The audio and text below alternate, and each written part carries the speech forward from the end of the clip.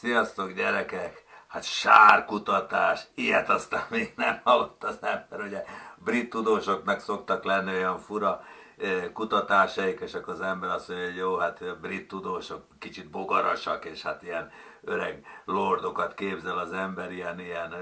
különleges régi módi épületekben, akik ott nagyon is tudíroznak valami, hát olyan dolgot, aminek ugye a hétköznapi élethez bizony igen kevés köze van, vagy igen kevés a gyakorlati haszna, de hát sárkutatás és kanadai sárkutatók, hát az ember azt mondja, hogy nem igaz. Na gyerekek, be kell vallanom férfiasan, hogy kanadai sárkutatókat én találtam ki, és mindjárt megtudjátok, hogy miért. Ugye láttam az interneten egy cikket, ahol arról szólt, hogy kanadai kutatók hát a rendelkezésre álló dokumentumok alapján elkezdték kutatni, vizsgálni Teréz anya tevékenységét, és két megállapításra jutottak.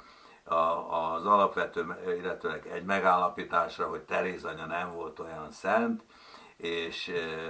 két komoly kritikai megállapítást tettek. Az egyik, hogy nem számolt el bizonylattal a neki küldött adományokról, ugye nem kért átvételi elismervényt, amikor egy éhezőnek hát egy falat ételt adott. A másik pedig, hogy az ő menhelye vagy kórháza, az tulajdonképpen nem is volt kórház, az csak egy ilyen meghalásra, egy ilyen haldokló hely volt, mint egy ravatalozó, tehát az nem is volt kórház. Ezt a két bírálatot tudták összeszedni a kanadai kutatók, és hát az ember ilyenkor egy kicsit csóválja a fejét, még szerintem egy ártatlan laikus is, vagy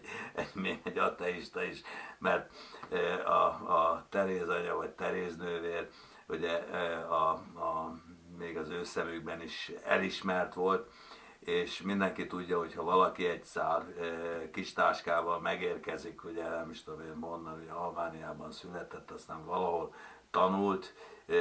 apácának, hogy elvégzett valamit, vagy egy rendben volt, és akkor aztán utána egy szál táskával kiment Kalkuttába, és ott azért valamit azért letett az asztalra, és nem is keveset, ugye ez egyre bővülő rend lett, és hát mivel azt nem tudta fölvállalni, hogy komplett kórház legyen, ahol műtéteket végeznek, meg nem tudom én milyen hasi ultrahang van, meg komputer tomográf vizsgálat, hát amennyit össze tudott hozni, azt mondta, hogy ha mindent nem tud megoldani, legalább a halála minden a legrászorulóbbaknak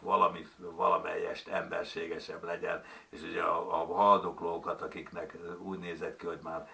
aznap hát befejezik a földi pályafutásokat, azokat szedte össze, és szedték össze a segédei, és ott hát simogatták a fejüket, meg még egy kort víz, vagy valami kis imádkoztak értük, meg hát valami kis mosoly, vagy valamiféle emberi szeretetet nyújtottak neki. Tehát az elszámolást, a dollármilliók, ugye ez jó, olyan hangzatosan, olyan bulvárízű, olyan dollármilliók, mint hogyha legalábbis ugye légkondicionálót és színes tévét vett volna magának, vagy pedig nem tudom én, valami aranyékszerekben járt, vagy mindenki látta, ilyen egyszerű daróc ruhákban járt, meg az egy iszonyú puritán asszony volt, és hát persze mérhetetlenül elhivatott. A másik, az is ugye egyben benne van, tehát arra volt ereje, hogy csak a haldoklókkal foglalkozzon, és kész. Aznap az első követ, aki többet tett egymaga, és egy nagyobb építményt fölépített.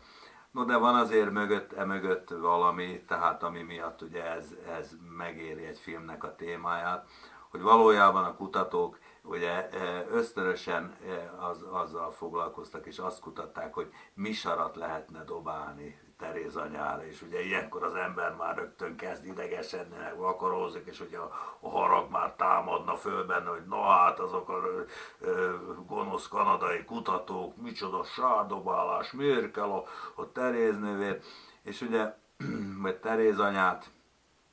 és gyerekek, sajnos ebben a világban az ellentétek világában élünk, ugye ketté osztjuk a világot jóra és rosszra, és emiatt ugye az egyik felét, amit mi ugye fehérre festünk, vagy fehérnek látunk, vagy fehérrel címkézzünk, azt borzasztóan igyekszünk, és azt borzasztóan forszírozzuk, és preferáljuk, és dicsfénybe tüntetjük föl. A másik részét, amit ugye feketével címkézzünk, azt meg nem szeretjük, az csúnya, azt lökjük el magunktól, az fúj. Na most törvényszerű, hogy az egyik pólus erősödése kiváltja a másik pólus erősödését, hogyha én a jobb lábammal előrelépek, akkor ha nem akarok orra esni, a bal lábammal is lépnem kell. Tehát minél inkább törekszünk a jóra, és elutasítjuk a rosszat, az elutasítás energiái az elutasított tartalmaknak energiát adnak. Hízlaljuk. És ugye itt jön elő a római katolikus egyház felelőssége, amelynek én is tagja vagyok, hogy ugye már életében szentet csináltak. Terézia egy nagyszerű asszony volt, de ő egyáltalán nem vágyott arra, hogy őt sztárolják, sőt, inkább szenvedett tőle. És ugye teljesen értelmetlen és felesleges volt őt annyira sztárolni, mert minél inkább sztárolunk valakit, annál inkább kinyílik a bicska az emberek zsebébe, és azt mondják, hogy ez annyira embertelen, mert embertelen az, hogy valaki csak jó legyen. Nincs olyan, hogy csak jó, és természetesen olyan sincs, hogy csak rossz, mert a legutolsó elvetemű gyilkosban is van egy szikrányi az isteniből, hiszen Isten teremtette, még hogyha egy kicsit el is deformálódott az idők során, és a legnagyobb szentben is, akit mi szentnek tartunk, abban is vannak hibák, hát nem egy volt, én olvastam jó pár szentnek az élettörténetét. Tehát nem szabadna az emberek körül személyi kultuszt kiépíteni, és nem szabadna az embereket agyondicsérni, mert minden pólus kiváltja az ellentetjét, és a személyi kultuszból és az agyondicsérésből csak az lesz, hogy kutatják az emberek, hogy lehetne valahogy belekötni. Egyébként a vallásfilozófiai fórumon volt egy időszak, amikor ugye megnyitottam egy új témát, egy új topikot, és akkor vagy az történt, hogy hárman beleírtak ilyen dicsérő megjegyzést, hogy hú, de jó téma, de ügyes vagy, de ez egy okos dolog, stb. Hárman dicsértek, és akkor már addig nem volt nyugtom, nem tudtam még aludni se, míg meg nem jöttek a hivatásos boxolók, akik azt mondták, hogy elmebeteg, Arany Viktor hülye, vagy a sátán szolgája, vagy valami, akkor megnyugodtam, mert akkor úgy kiegyenlítődtek a pólusok, és ez persze fordítva is megvolt, ha valaki beírta, hogy elmebeteg téma, szélütött ez az ember, vagy mit tudom én már, unalmas, miért nem tiltják ki innen a fórumról, akkor alig kellett várni fél órát, és már is jöttek a hozzászólások, hogy de, meg Avi, meg jó ez, meg stb. Tehát egyik pólus kiváltja a másikat, ne köpködjünk senkit, és ne is magasztaljuk fel a mennyekbe. Én se szeretem. Nekem elég, hogyha Avi vagyok bárkinek, nem szeretem se azt különösen meg, hogy köpködjenek, nem vagyok mazoista, de nem is áhítozom a dicséretre. Az egyedül a Jóistent illeti meg. Sziasztok gyerekek, hello!